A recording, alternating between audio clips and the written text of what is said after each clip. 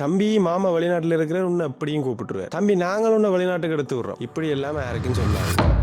ஏன் இப்படி சொல்றேன்னு தெரியுமோ? நீங்க சொல்ற விஷயம் அதை எப்படி சொல்றீங்கன்றதுல இருக்கு. ஒரு படியனை வெளிநாட்டுக்கு எடுத்து விடணும். வெளிநாட்டில் இருக்கிற நீங்கள் யோசிச்சிங்களா? நீங்க என்ன சொல்லணும் தெரியுமா? தம்பி நல்லா படி, நான் உன்னை வெளிநாட்டுக்கு எடுத்து விடுறேன் என்று அப்படிதான் எனக்கு சொன்னாங்க.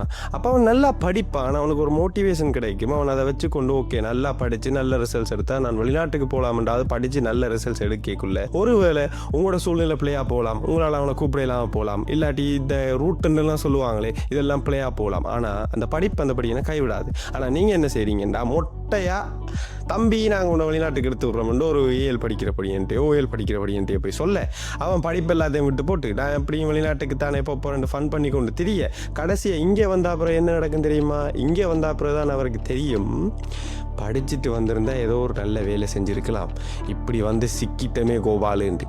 அதனால் நீங்கள் ஒரு படிக்கிறபடியாக இருந்தால் நல்லா படிங்க.